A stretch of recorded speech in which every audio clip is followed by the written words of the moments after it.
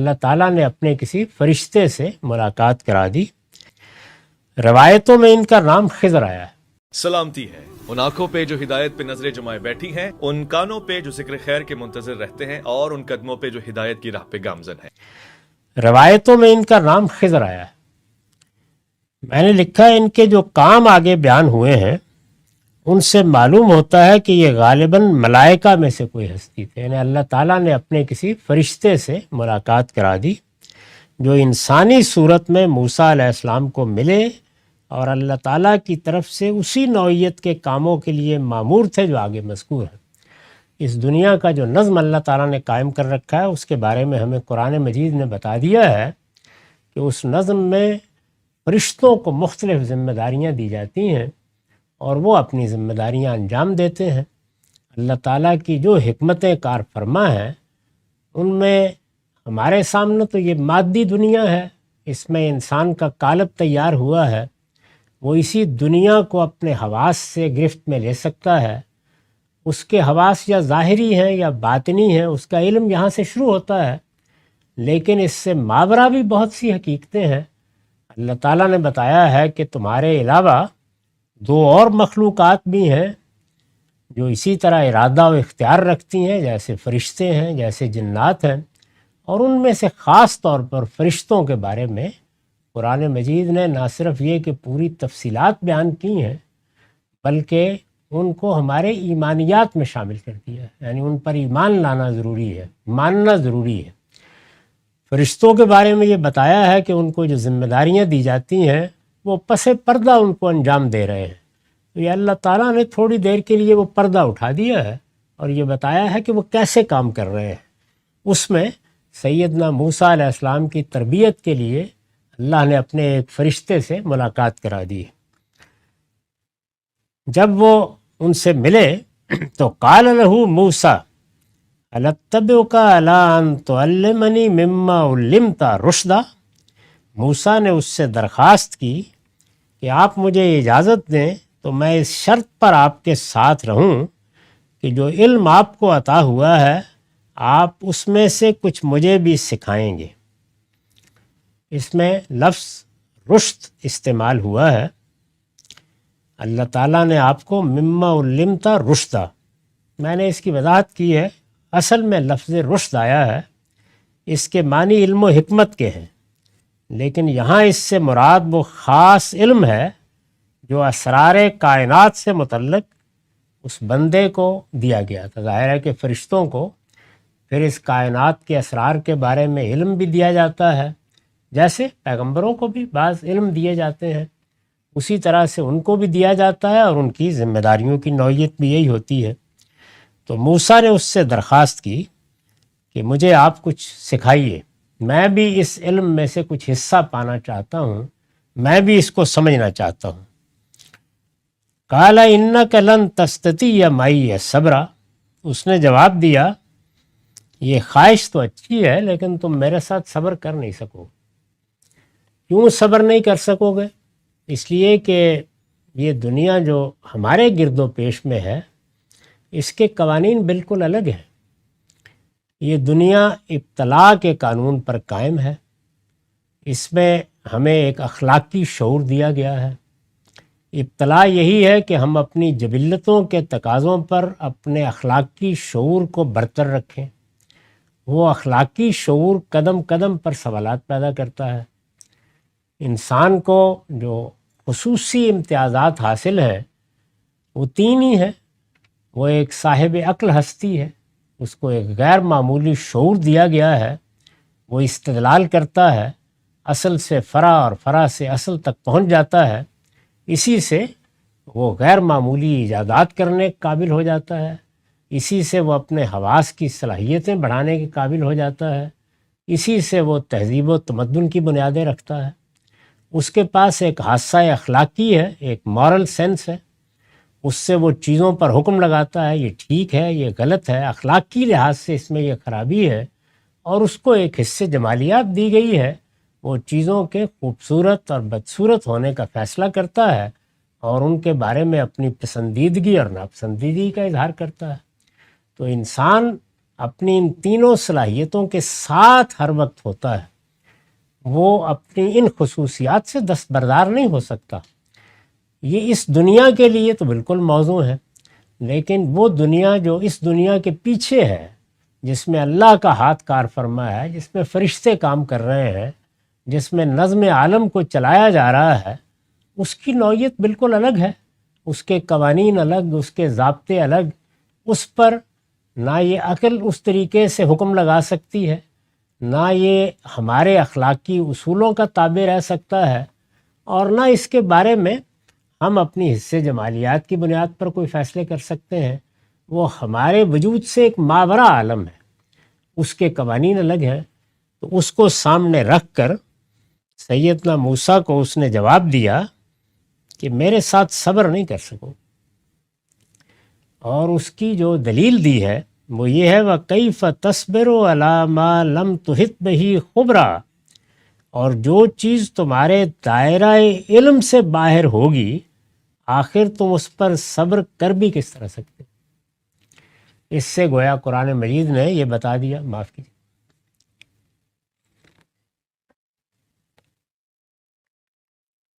کہ انسان کا ایک دائرہ علم ہے۔ سب سے پہلے جس چیز کو متعین کرنا چاہیے وہ یہی ہے۔ اگر آپ فلسفے کی 2500-3000 سال کی تاریخ پر نگاہ ڈالیں، سائنس کی تاریخ پر نگاہ ڈالیں، تو سب سے بڑی غلطی یہی ہوتی ہے کہ انسان اپنے دائرہ علم کو طے نہیں کرتا۔ انسان کا دائرہ علم کیا ہے؟ اس کو سب سے بڑھ کر جو چیز دی گئی ہے جس سے اس کا علم سے تعلق پیدا ہوتا ہے وہ اس کے حواس ہیں۔ اس کے حواس ظاہری بھی ہیں، اس کے حواس باطنی بھی۔ اس کو جو سینسز دی گئی ہیں وہ جس طرح خارجی دنیا سے متعلق ہوتی ہیں، کسی چیز کو دیکھتی ہیں، کسی چیز کو سنتی ہیں، اسی طرح اس کے نفس کے اندر بھی دیکھتی ہیں، اس کے نفس کے اندر کے احوال سے بھی واقف ہوتی ہیں۔ میں اپنے درد کو محسوس کرتا ہوں، میں اپنے غم کا احساس رکھتا ہوں، میں اپنے جذبات کو دیکھ سکتا ہوں، دکھا نہیں سکتا کسی کو۔ اسی طرح باہر کی دنیا میں میرے حواس چیزوں کو دیکھتے ہیں۔ پھر میرے اندر ایک اضطراری علم ہے، یعنی علم حقیقی لحاظ سے میرے اندر رکھ دیا گیا ہے، وہ باہر کی دنیا سے متعلق ہوتا ہے تو چیزوں کو نام دیتا ہے، ان میں تمیز پیدا کرتا ہے، ان کو الگ الگ کر کے کیٹیگرائز کرتا ہے، اور جب کیٹیگرائز کر لیتا ہے تو پھر وہ ان کے لازمی عقلی نتائج بھی دیکھ لیتا ہے۔ اس سے انسان کا علم اپنا سفر کرتا رہتا ہے۔ تو انسان کا دائرہ علم یہ ہے، نہ وہ اس سے پیچھے رہ سکتا ہے، راضی نہیں ہوگا، نہ اس سے آگے جا سکتا ہے۔ اس سے پیچھے کے معاملات بھی اس کے علم سے ماوراء ہیں، اس سے آگے کے معاملات بھی اس کے علم سے ماوراء ہیں۔ تو اس کے علم میں جو چیز نہیں، جس کا وہ احاطہ نہیں کر سکتا، اس پر وہ کہتے ہیں کہ صبر بھی کیسے کر سکتا؟ سوال کرے گا، یعنی اسے خاموش نہیں رکھا جا سکتا۔ جب اس دائرہ علم سے کوئی بات باہر ہوگی، اس کے سامنے آئے گی، تو وہ آسانی سے اس کو قبول نہیں کرے گا۔ انہوں نے یہ بتایا کہ تم انسان ہو، انسان کی حیثیت سے تمہارا دائرہ یہ ہے۔ اس سے خود یہ بات واضح ہو گئی کہ جہاں تک ان کا تعلق ہے وہ ایک دوسری دنیا کی شخصیت ہے۔ تو اللہ کے اس فرشتے نے یہ باخبر کر دیا انہیں کہ جو چیزیں انسان کی حیثیت سے تمہارے دائرہ علم سے باہر ہیں ان پر تم صبر نہیں کر پاؤ گے۔ یہ سوچ لو اگر میرے ساتھ کچھ چلنا ہے تو یہ امتحان درپیش ہو جائے گا۔ اللہ کے پیغمبروں کا معاملہ بھی یہی ہے، وہ جو علم اللہ تعالیٰ کی طرف سے لے کر آتے ہیں اس کے ساتھ بھی انسان کو یہی مسئلہ درپیش ہو جاتا ہے، یعنی بجائے اس کے کہ وہ اس علم کو اپنے لیے ایک رحمت سمجھ کر اسے حاصل کرے، وہ بعض اوقات اپنے مادی علم کی بنیاد پر جو مقدمات قائم کرتا ہے انہی کو سامنے رکھ کر اس کو جانچنا شروع کر دیتا ہے۔ اس سے بھی مسئلے پیدا ہوتے ہیں۔ انہوں نے توجہ دلائی کہ یہی تمہارے ساتھ ہوگا، صبر نہیں کر سکو گے، ذرا مشکل کام ہے۔ آخر تم اس پر صبر کر بھی کس طرح سکتے؟ جو چیز تمہارے دائرہ علم سے باہر ہے، وہ کہتے ہیں کہ میں نے یہ تمہاری کوئی خامی نہیں بیان کی، بلکہ تمہیں صبر نہیں کرنا چاہیے، اور یہی ہوگا، تم صبر نہیں کرو گے، سوالات اٹھاؤ گے، ساتھ چلنا مشکل ہو جاؤ گا۔ قال ستجدنی انشاء اللہ صابرا ولا عاصی لک امرا، موسیٰ نے کہا انشاءاللہ آپ مجھے صابر پائیں گے۔ انہوں نے وعدہ کر لیا کہ میں آپ کی اس شرط کو پورا کرنے کی صحیح کروں گا اگر اللہ نے مجھے اس کی توفیق دی، اور میں کسی معاملے میں آپ کی نافرمانی نہ کروں گا، یعنی جو آپ کہیں گے وہ میں مانوں گا، لیکن آپ مجھے کچھ حجاب اٹھا کے اپنے علم سے بہرہ یاب کریں، میں یہ علم سیکھنا چاہتا ہوں، میں جاننا چاہتا ہوں۔ میں عرض کر چکا ہوں قرآن نے یہاں یہ واقعہ جس سیاق میں سنایا ہے اس میں یہ تعلیم دی جا رہی ہے کہ دنیا میں جو کچھ پیش آتا ہے اس کے پیچھے کیا حکمتیں ہو سکتی ہیں، کیونکہ دنیا کے معاملات میں خواہ وہ دین کی دعوت کا معاملہ ہو، خواہ وہ ہمارے سیاسی معاشی معاملات ہوں، صبر ناگزیر ہے، اور صبر کے لیے یہ ناگزیر ہے کہ ہم اللہ کی حکمتوں پر اطمینان رکھیں۔ یہاں رسول اللہ صلی اللہ علیہ وسلم کو بتایا جا رہا ہے کہ ہر چیز کے پیچھے اللہ کا ہاتھ کیسے کام کرتا ہے۔ تمہیں جو دنیا نظر آتی ہے وہ تو ان حواس کی گرفت میں آ جاتی ہے اور یہی تمہارا دائرہ علم ہے، لیکن اس سے پیچھے بھی ایک دنیا ہے، وہ اپنا کام کر رہی ہے۔ تو انہوں نے وعدہ کر لیا۔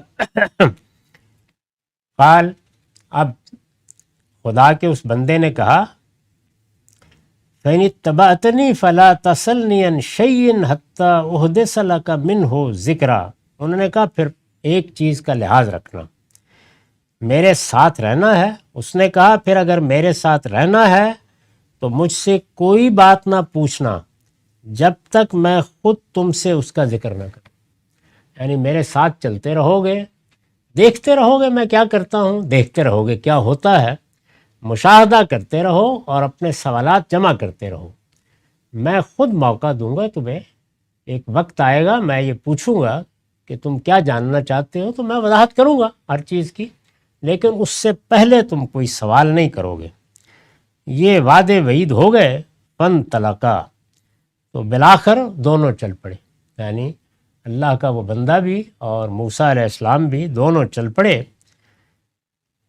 فانطلقا حتی اذا رکب فی السفینہ خرقہا، بالآخر وہ دونوں چل پڑے یہاں تک کہ جب ایک جگہ کشتی میں سوار ہوئے، یعنی آگے کوئی دریا آ گیا، اس کو پار کرنے کے لیے کشتیاں تھیں، ایک کشتی کرائے پر لی اور اس میں سوار ہو گئے، تو بیٹھتے ہی اس شخص نے، یعنی جو ان کے ساتھ اللہ کا بندہ تھا، اس نے کشتی میں چھید کر دیا، یعنی اس کو ایک جگہ سے توڑ دیا۔ موسیٰ صبر نہیں کر سکے، یعنی ظاہر ہے کشتی میں بیٹھے ہوئے ہیں، کشتی میں سوراخ کرنا بڑا خطرناک معاملہ ہے، کوئی آدمی جو علم و عقل سے بہرہ ور ہے کیوں صبر کرے گا؟ وعدہ کر چکے تھے لیکن بھول گئے۔ موسیٰ نے کہا، فوراً بول اٹھے، کالا خرقتہا لتغرق اہلہا، موسیٰ نے کہا آپ نے اس میں چھید کر دیا تاکہ سب کشتی والوں کو ڈبو دے، یعنی یہ کیا کام کیا آپ نے؟ یہ تو بڑا خطرناک معاملہ آپ نے کر ڈالا، یہ تو آپ نے بڑی عجیب حرکت کر ڈالی ہے۔ لقد جئت شیئا امرا، یعنی سخت ترین الفاظ میں نہ صرف یہ کہ سوال کر ڈالا بلکہ احتجاج کر ڈالا۔ اور موسیٰ علیہ السلام کی طبیعت کو جب آپ دیکھیں قرآن مجید میں اور خاص طور پر بائبل میں، تو بالکل واضح ہو جاتا ہے کہ یہ ان کے لیے کوئی آسان چیز نہیں تھی، اور لگتا بھی یہی ہے کہ اللہ تعالیٰ نے صبر کی تعلیم کے لیے ہی ان کو ان کے ساتھ بھیجا بھی تھا۔ انہوں نے دیکھا کہ کشتی میں ہم ادھر بیٹھے ہیں، ابھی سفر باقی ہے، دریا پار کرنا ہے، انہوں نے بیٹھے ہی یہ کیا حرکت کی ہے، بیٹھتے ہی کشتی میں چھید کر دیا۔ اب وہ خیال کرتا نا آدمی کہ کوئی معاملات پیش آئیں گے اس طرح کے، تو مجھے کیا ضرورت ہے میں سوال کروں گا۔ ان کو یہ اندازہ نہیں تھا کہ یہ عملی طور پر دکھا دیں گے کیا ہو رہا ہے پیچھے۔ تو بالکل اسی طرح اس کو سمجھ لیجئے، اس کی بڑی عمدہ تصویر ہم اس سے پہلے سورہ یوسف میں دیکھ چکے ہیں، یعنی اللہ تعالیٰ معاملات کیسے اپنی گرفت میں لیتے ہیں۔ یعنی وہاں مسئلہ یہ پیش ہو گیا ہے کہ ظاہر میں کوئی ایسے اسباب نہیں ہے جس سے بنیامین کو روکا جا سکے۔ موسیٰ علیہ السلام جس طرح یہاں ایک خاص صورتحال سے دوچار ہیں، اسی طرح کی صورتحال وہاں یوسف علیہ السلام کو درپیش ہے، کوئی صورت نہیں ہے۔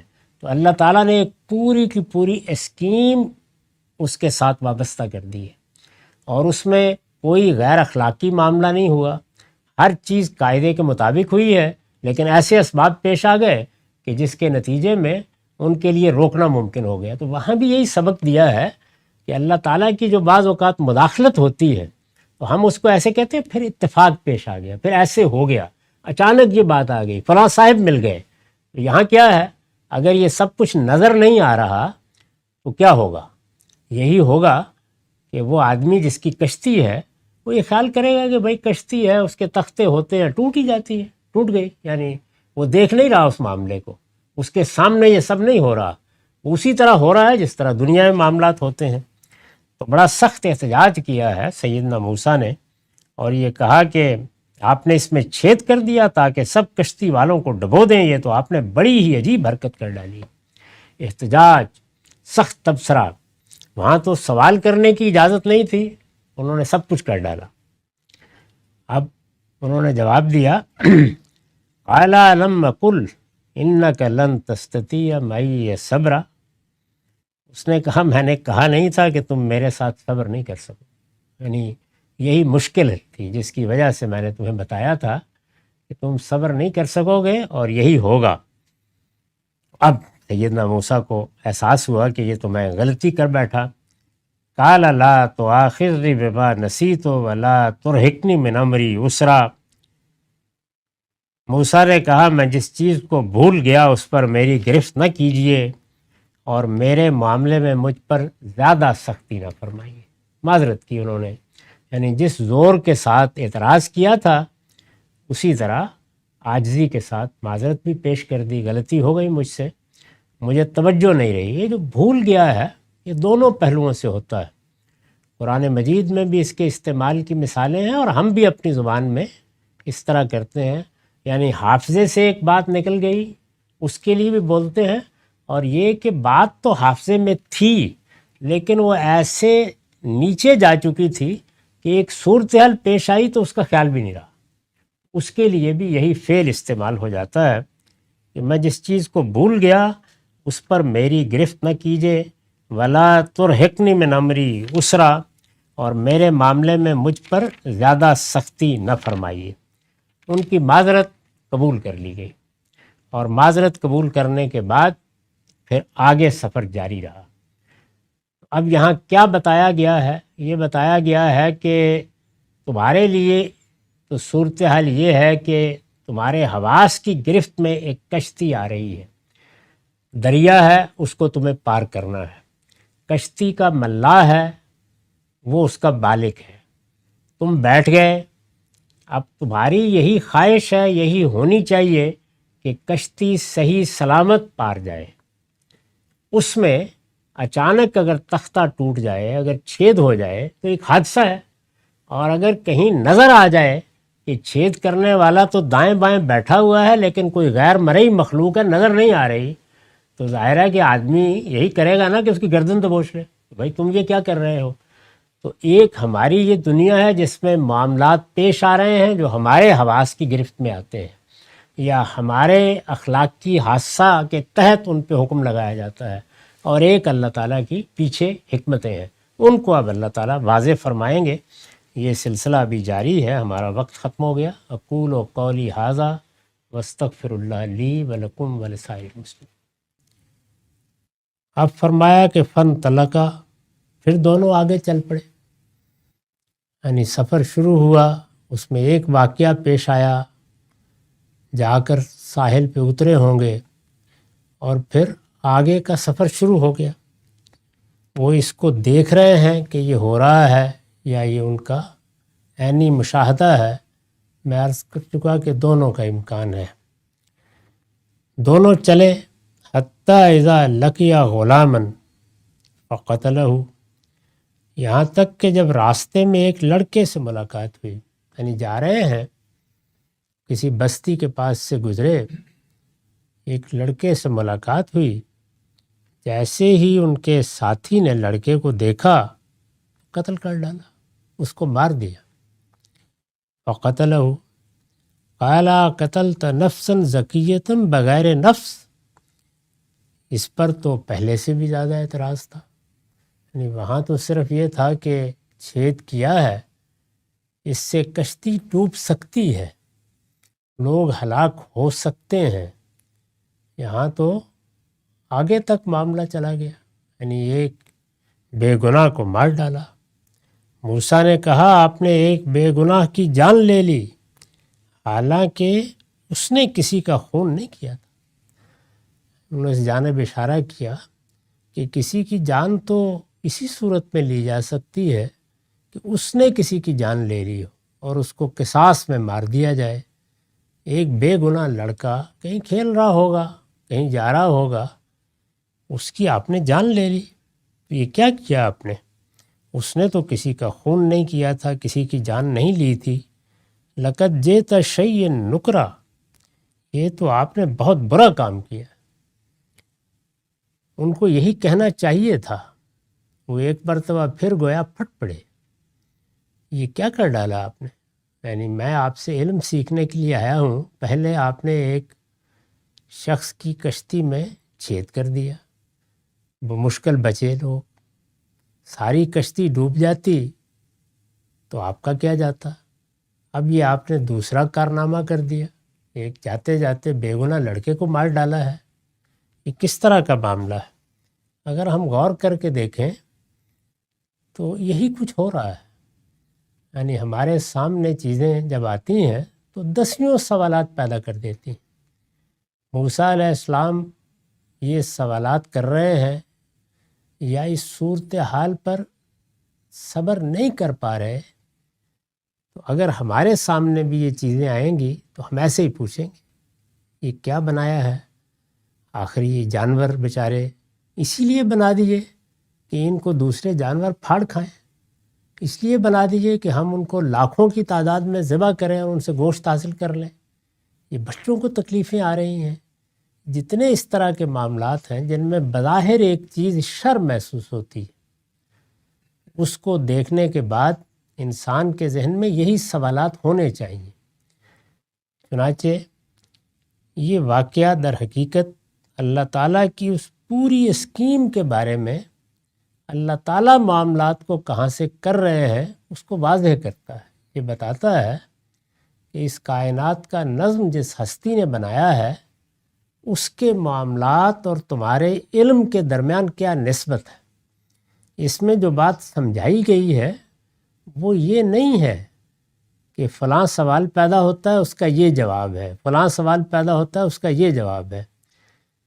اس کے بالکل برخلاف اس میں یہ درس دیا گیا ہے کہ تمہیں اپنے حدود علم کے اندر رہنا چاہیے. سیدنا موسیٰ کو جو تعلیم دی جا رہی ہے وہ یہ تعلیم ہے. سارے راز نہیں کھول دیے گئے، ذرا سا پردہ اٹھا کر بتایا جا رہا ہے کہ اس کائنات کا پروردگار کوئی کام عبث نہیں کر رہا. اس نے ہر چیز کو بالحق بنایا ہے. اس کائنات میں کیا کیا چیزیں کیسے کار فرما ہیں اس کو اس پروردگار نے ایک اسکیم میں ڈھال دیا ہے. وہ اسکیم اپنی بے پناہ حکمتیں رکھتی ہے، اس میں علت و معلول کے رشتے، حکمت اور مقصد کے رشتے تہ در تہ ہیں. ان کو تم سمجھ نہیں سکتے، لیکن اپنے حدود علم میں رہو تو پھر کم سے کم اندازہ کر سکتے ہو کہ تمہیں پروردگار کے بارے میں سوء ظن میں مبتلا نہیں ہونا چاہیے. تعلیم یہ ہے، اور نتائج کے معاملے میں صبر سے کام لینا چاہیے. صبر اور حکمت، یہی وہ سب سے بڑی نعمت ہے جو اس دنیا میں اگر کسی کو عنایت ہو جائے تو اس پر دن رات اس پروردگار کا شکر کرنا چاہیے. دونوں چلے، راستے میں لڑکے سے ملاقات ہوئی، اس نے لڑکے کو قتل کر ڈالا. موسیٰ نے کہا آپ نے ایک بے گناہ کی جان لے لی، حالانکہ اس نے کسی کا خون نہیں کیا تھا. یہ تو آپ نے بہت برا کام کیا. ایسا ہی سوچنا چاہیے تھا، یہی سوال ہونا چاہیے تھا. پیچھے بھی جو انہوں نے اعتراض کیا وہی اعتراض ہر عاقل کرے گا. ہم جس دنیا میں رہتے ہیں اس میں ہمارا حادثہ اخلاقی جن چیزوں پر حکم لگاتا ہے ہم انہی کے اندر باتوں کو سمجھیں گے. ہمارے علم کے لیے جو حدود معین ہیں انہی میں ہم فیصلے کریں گے۔ ساری خرابی اس وقت پیدا ہوتی ہے جب انسان اپنے حدود علم سے ماوراء کے بارے میں جاننا چاہتا ہے، حکم لگانا چاہتا ہے، فیصلہ سنا دینا چاہتا ہے۔ وہ اگر اپنے حدود علم میں رہ کر چیزوں پر غور کرے تو وہ بھی ایک پوری دنیا ہے، وہی دنیا ہے جس میں سائنسی ذہن نے اتنی ایجادات کر ڈالی ہیں، ایسی سہولتیں پیدا کر دی ہیں کہ وہ بجائے خود ایک کارخانہ حیرت بن گئی ہیں۔ اور انسان کے لیے اس میں جس طرح بہتری کے سامان ہیں، اسی طرح غور و خوض کے بھی بڑے سامان ہیں۔ یہ جو کچھ اللہ تعالیٰ عنایت فرماتا ہے وہ اپنے حدود علم میں اپنے علم اور اپنی عقل اور اپنی صلاحیتوں کو استعمال کرنے سے عطا فرماتا ہے۔ اس میں سب سے بڑی بات جو سمجھنے کی ہے وہ یہی ہے کہ ہم جس وقت کسی چیز کے بارے میں غور کریں، جس وقت کسی چیز کے بارے میں رائے قائم کریں، جب کسی معاملے میں کوئی فیصلہ دیں تو سب سے پہلی بحث علم کی بحث ہے، باقی چیزیں اس کے بعد ہیں۔ میرا علم کہاں سے شروع ہوتا ہے، میرا علم کہاں پر ختم ہو جاتا ہے، اس کو بالکل متعین طریقے پر بارہا میں نے واضح کرنے کی کوشش کی ہے کہ جس پہلو سے آپ اپنے وجود کی تحلیل کر لیں، یہ حقیقت ہے کہ ہمارا علم ہمارے اس اضطراری معلومات سے شروع ہوتا ہے جو ہمارے اندر ودیت ہے۔ ہمارے حواس ہمارے باطن سے بھی رابطہ پیدا کرتے ہیں اور ان کے کچھ حدود ہیں۔ ہمارے حواس ہمارے ظاہر سے یا باہر کی دنیا سے، خارجی دنیا سے بھی رابطہ پیدا کرتے ہیں، ان کے بھی کچھ حدود ہیں۔ ان حدود کے اندر ہم رائے قائم کرتے ہیں، چیزوں کا مشاہدہ کرتے ہیں، چیزوں کو اپنے تجربات سے گزارتے ہیں۔ اگر ہم نے تحقیقات کر کے کچھ چیزوں کو معلوم کیا ہے اور ان کے بھی اندر اتر کر دیکھیں تو وہ حواس کی صلاحیت کو بڑھانے کے نتیجے میں ہوئی ہیں۔ جب آپ ان اپنی ذرائع سے کام لے کے معلومات جمع کر لیتے ہیں تو پھر ہمیں عقل دی گئی ہے، وہ کچھ عقلی سوالات بھی پیدا کرتی ہے اور کچھ عقلی نتائج بھی ہمارے سامنے رکھ دیتی ہے۔ ان میں سے بعض نتائج وجوب کے درجے میں ہوتے ہیں، لازماً نکلتے ہیں، ان سے مفر نہیں ہوتی، گریز کا راستہ نہیں ہوتا، اور کچھ نتائج امکانی ہوتے ہیں۔ امکانی نتائج ہمیں توجہ دلاتے ہیں کہ یہ بھی ممکن ہے، یہ بھی ممکن ہے، یہ بھی ممکن ہے۔ انہیں ہم اسی حیثیت سے پیش کریں اور پھر ان پر تحقیق کریں، یہاں تک کہ کوئی چیز ہمارے تجربے اور مشاہدے میں اس طرح آ جائے کہ اس کے بارے میں بھی ہم کوئی حتمی رائے دے سکیں۔ تو ہمارے علم کا اصل میں یہی طریقہ ہے، وہ ایسے ہی کام کرتا ہے اور اس کے نتیجے میں ایک دنیا پیدا کر لیتا ہے۔ اس سے جب ہم آگے بڑھتے ہیں تو آگے بڑھنے میں کیا ہوتا ہے، امکانی چیزوں کے بارے میں ہم پھر اپنے تخیل کو کار فرما کرتے ہیں اور بجائے اس کے کہ ان کو امکانات کی صورت میں پیش کریں، حقائق کی صورت میں پیش کرنا شروع کر دیتے ہیں۔ یہ ایک نوعیت کا تجاوز ہے جو ما بعد طبیعیات کی بحثوں میں ہوا، فلسفیوں نے کیا، صوفیہ نے بھی کیا۔ دوسرا یہ ہے کہ اس سے پیچھے جا کر حواس کی اپنی دنیا کو بھی چیلنج کرنا شروع کر دیتے ہیں۔ کیا فی الواقع جو کچھ ہم دیکھ رہے ہیں، جو کچھ ہم سن رہے ہیں، وہ حقیقی ہے، حقیقی ہے یا غیر حقیقی ہے؟ ہمارا علم وہاں سے شروع ہوتا ہے، اس کے پیچھے جانے کے ہمارے پاس کوئی ذرائع نہیں ہے۔ چنانچہ نوبت وہاں تک پہنچ جاتی ہے کہ پھر اپنا وجود بھی تشکیک کا ہدف بن جاتا ہے اور آدمی یہاں کھڑا ہو جاتا ہے کہ میں سوچتا ہوں اس لیے میں ہوں، اس سے آگے جانا ہی ممکن نہیں رہتا۔ تو اللہ تعالیٰ نے جو تعلیم ہمیں دی ہے وہ یہ ہے کہ ہم اپنے علم میں اپنے حواس پر اعتماد کرنا سیکھیں۔ یہ دنیا اللہ تعالیٰ نے بنائی ہے، اس میں اس نے جو ذرائع علم ہمیں دیے ہیں ان پر اعتماد کریں گے تو اس سے کچھ بات آگے بڑھے گی۔ وہ اعتماد اسی درجے کا ہونا چاہیے جس حد تک ان حواس سے ہماری مناسبت ہے۔ ہمارے اندر کا اضطراری علم معلومات سے تعلق پیدا کرتا ہے اور علم کا پروسیس شروع ہو جاتا ہے۔ میں نے عرض کر دیا کہ اس کے لازمی نتائج کیا ہیں، وہ کہاں تک پہنچاتا ہے۔ سیدنا موسیٰ علیہ السلام اس دائرے میں کھڑے ہو کر سوال کر رہے ہیں، اس دائرے میں کھڑے ہو کے اعتراض کر رہے ہیں اور ان کو اعتراض کرنا چاہیے۔ تو یہاں پر بھی انہوں نے بالکل صحیح اعتراض کیا ہے کہ جب یہ بات اخلاقی لحاظ سے طے ہے کہ انسان کی جان کو حرمت حاصل ہے، کسی انسان کی جان بغیر وجہ کے نہیں لی جا سکتی۔ اللہ تعالیٰ نے بھی اگر اپنی کتابوں میں جان لینے کا حق دیا ہے یا اپنی شریعت میں جان لینے کا حق دیا ہے تو اس کے حدود بالکل متعین کر دیے ہیں۔ چنانچہ سیدنا موسیٰ کی قومی کے حوالے سے قرآن میں نقل ہوا ہے کہ ہم نے ان کو یہ بتا دیا تھا کہ کسی انسان کی جان نہیں لی جا سکتی الا یہ کہ وہ کسی کی جان لے لے اور یا وہ لوگوں کی جان مال اور آبرو کے درپے ہو جائے، فساد پیدا کر دے۔ یہ دو ہی صورتیں ہیں جس میں کسی کی جان لی جا سکتی ہے۔ انہوں نے جب ایک راہ چلتے لڑکے کی جان لے لی تو کوئی وجہ نہیں تھی، نہ اس لڑکے نے کسی کو قتل کیا تھا، نہ اس نے کوئی فساد برپا کیا تھا، نہ وہ لوگوں کی جان مال آبرو کے درپے ہوا تھا، پھر جان کیوں لے لی؟ ظاہر ہے اسی سوال کو ذرا پیچھے لے جائیے۔ اللہ تعالیٰ نے ہمیں ایک بچہ دیا ہے، کھیل رہا تھا ہمارے ساتھ، بڑی محبت کا تعلق تھا، اٹھا لیا، کیوں اٹھا لیا؟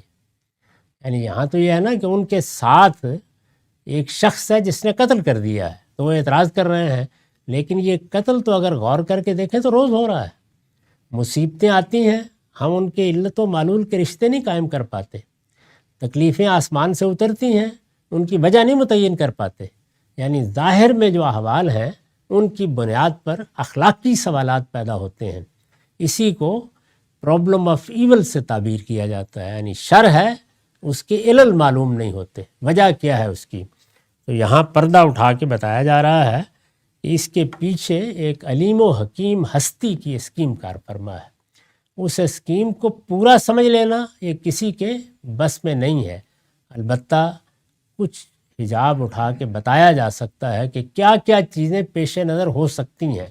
یعنی گویا یوں سمجھیے کہ دیگ کا ایک دانہ ہے جو چکھنے کے لیے دے دیا اور پھر کہا کہ اس پر اب قیاس کر لو۔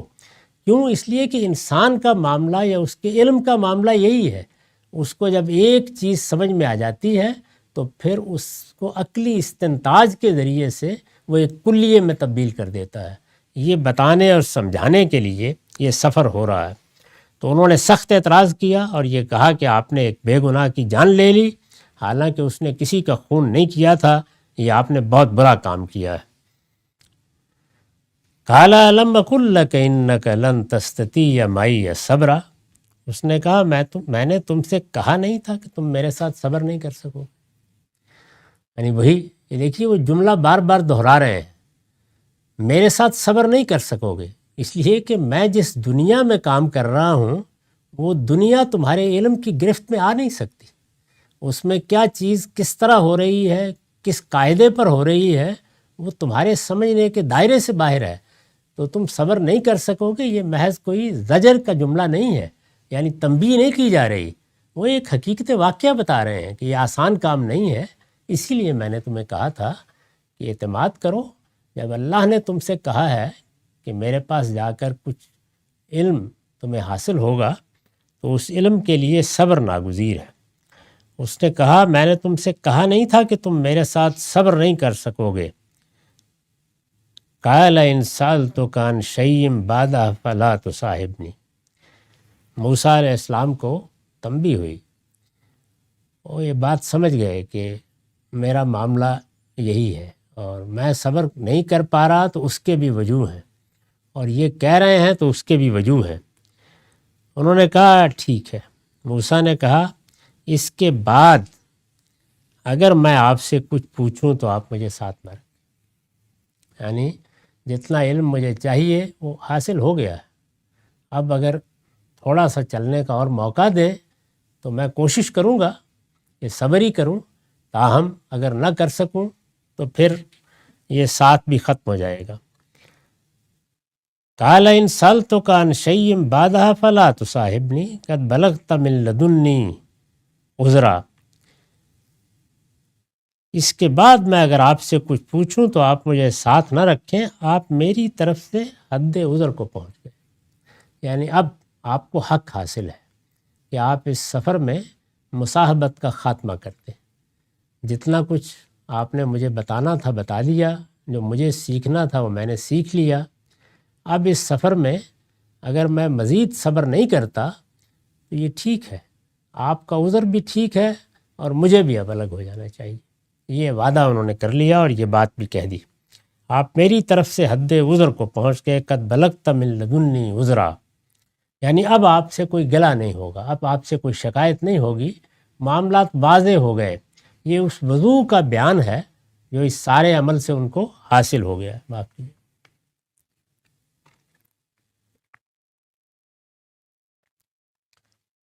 فانطلقا، اس پر دونوں آگے بڑھ گئے۔ انہوں نے کہا اچھی بات ہے، اگر چلنے کے لیے مزید تیار ہو تو چلتے ہیں، لیکن یہ واضح ہو گیا کہ اب یہ آخری موقع ہے، اس کے بعد پھر دونوں جدا ہو جائیں گے۔ فانطلقا، اس پر دونوں آگے بڑھے، حتی اذا اتیا اہل قریۃ استطعما اہلہا فابوا ان یضیفوہما فوجدا فیہا جدارا یرید ان ینقض فاقاما۔ آگے ایک اور واقعہ پیش آ گیا۔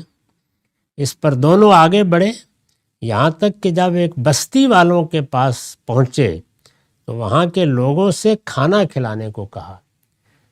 یہ عام روایت تھی، لوگ سفر کرتے تھے، راستے میں اس طرح کا سامان سفر نہیں ہوتا تھا کہ یہاں اس ہوٹل میں ٹھہر جائیں گے اور یہاں سے کھانا خرید کے کھا لیں گے۔ اس زمانے کی روایت یہی تھی کہ مسافر آئے ہیں تو بستی کے لوگ ان کے لیے کھانے کا اہتمام کر دیتے تھے، یعنی ایک جگہ سے دوسری بستی میں گئے، دوسری سے تیسری بستی میں گئے، اسی طرح لوگ سفر کرتے تھے۔ کچھ زیادہ سفر ساتھ لے لیا ہے وہ کام آ جائے گا، ورنہ یہ ہے کہ جس بستی میں اترے ہیں وہاں مسجد میں جا کر لیٹ گئے یا کسی اور جگہ پر پہنچ گئے۔ اس زمانے میں دیہاتوں کے باہر دائرے بنے ہوتے تھے، وہاں جا کے بیٹھ گئے، چوپال بنی ہوتی تھی۔ لوگ عام طور پر دیکھ لیتے تھے کہ شام کا وقت ہے، کھانے کا وقت ہو رہا ہے، مسافر ہے، رات گزارے گا، تو وہ کھانے کے لیے پیش کر دیتے تھے۔ یہ بستی میں گئے اور وہاں لوگوں سے انہوں نے درخواست کی کہ ہم مسافر ہیں، اگر آپ ہمیں کھانا دے سکیں، مگر انہوں نے میزبانی سے انکار کر دیا۔ ایسے ہی کوئی لئیم لوگ تھے، ورنہ عام طور پر ایسا ہوتا نہیں۔ میں عرض کر چکا ہوں کہ اس کو واقعے کے لحاظ سے دیکھیے تب بھی ایک تاثر پیدا ہوتا ہے، اور رویا کے لحاظ سے دیکھیے تو بس معاملات اس طریقے سے پیش آ رہے ہیں۔ اس پر دونوں آگے بڑھے یہاں تک کہ جب ایک بستی والوں کے پاس پہنچے تو وہاں کے لوگوں سے کھانا کھلانے کو کہا، مگر انہوں نے ان کی میزبانی سے انکار کر دیا۔ فَأَبَوْا أَن يُضَيِّفُوهُمَا، اب بستی میں یہ استقبال ہوا، یہ سلوک ہوا، بستی سے نکل رہے ہیں۔ فَوَجَدَ فِيهَا جِدَارًا، پھر انہوں نے وہاں ایک دیوار دیکھی، یعنی بستی والوں نے تو یہ سلوک کیا لیکن اسی بستی میں ایک دیوار دیکھی، یرید ان ینقض، جو گرا چاہتی تھی، یعنی یہ معلوم ہو رہا تھا کہ دیوار اب اس وقت گری یا کل گری، یہ صورتحال تھی، گرنے والی دیوار دیکھی۔ تو جو ان کے ساتھی تھے انہوں نے اس کو دوبارہ تعمیر کرنا شروع کر دیا۔ فَأَقَامَهُ، یعنی دوبارہ تعمیر کیا یا اس کو سہارا دیا، وہ بالکل ٹھیک ہو گئی۔ دیوار گرا چاہتی تھی لیکن اب اس کو انہوں نے درست کر دیا۔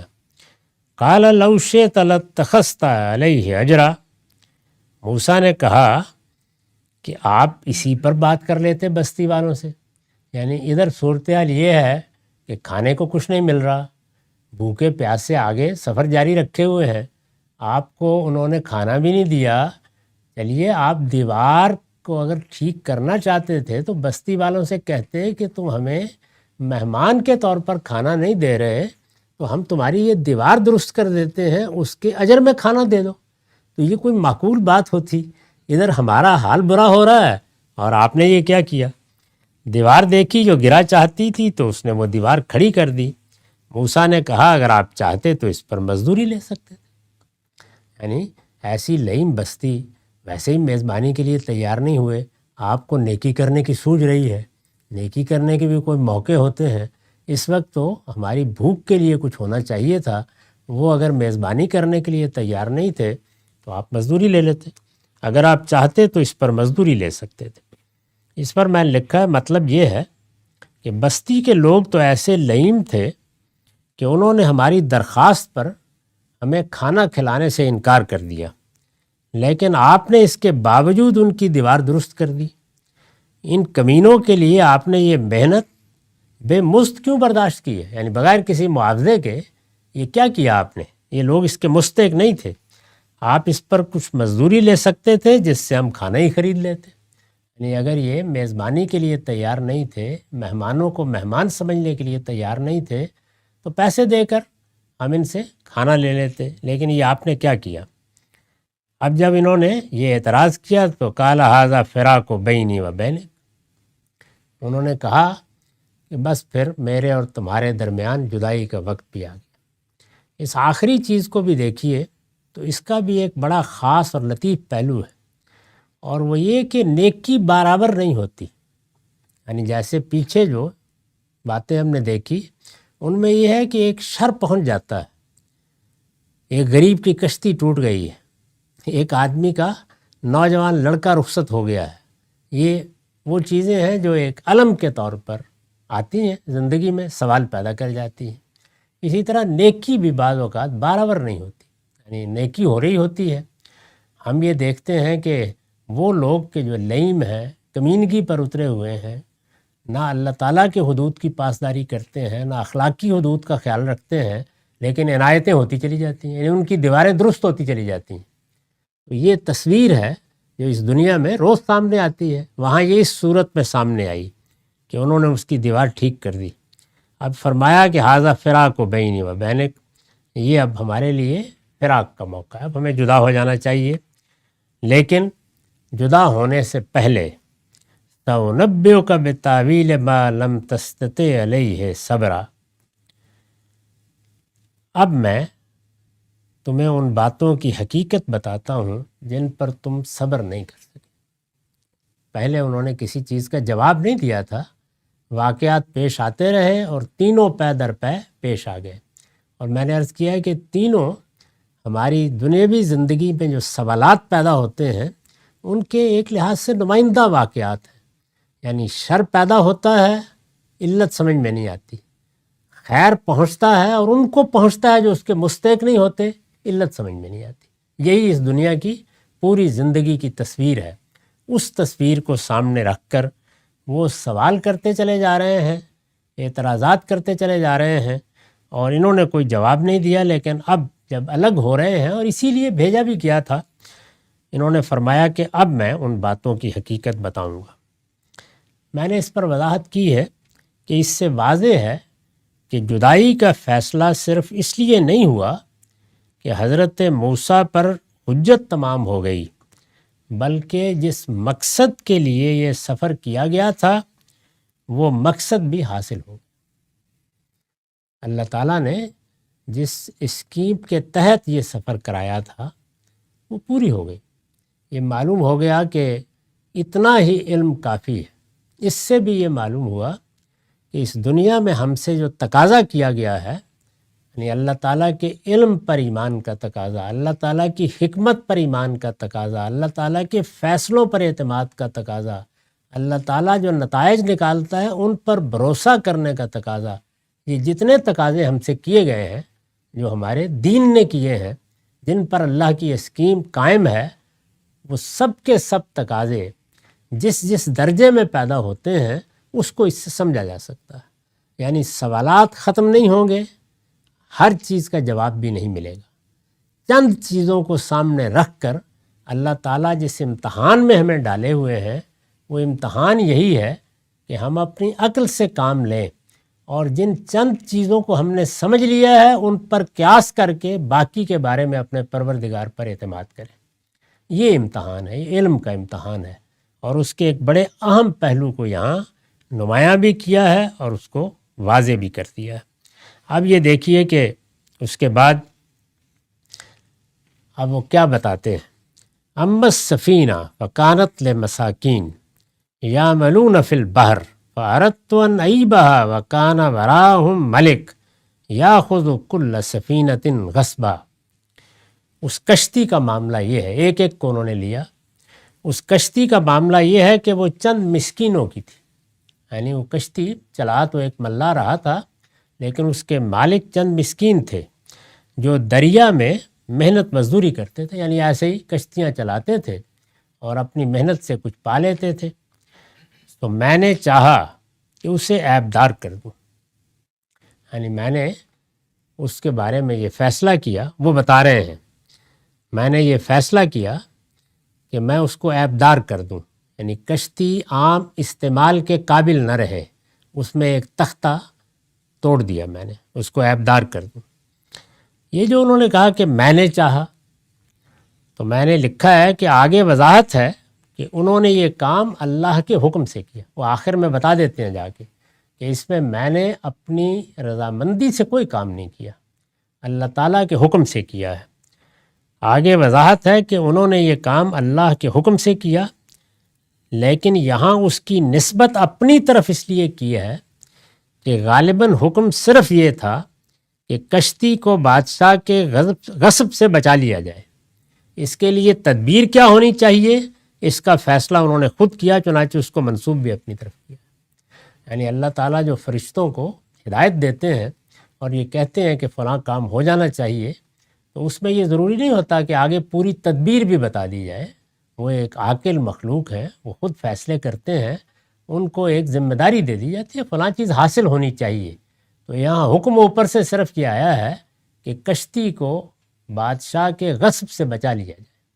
یہ کشتی ان مسکینوں کے پاس ہی رہنی چاہیے، ان کی چونکہ روزمرہ کی زندگی کا اس پر انحصار ہے، یہ بادشاہ کے پاس چلی گئی تو معلوم نہیں کب واپس آئے گی، اس میں یہ بیچارے بھوکوں مر جائیں گے، اس لیے آپ اس کشتی کو بچائیے۔ تو وہ کہتے ہیں کہ میں نے اس کے لیے یہ تدبیر کی کہ اس کو توڑ دیا، اب یہ جائے گا، وہاں پر کشتی پکڑنے والے آئیں گے، وہ دیکھیں گے، وہ ظاہر ہے کہ وہی کشتیاں لیں گے جو کام کرنے کے قابل ہوں گی اور اس کو چھوڑ جائیں گے۔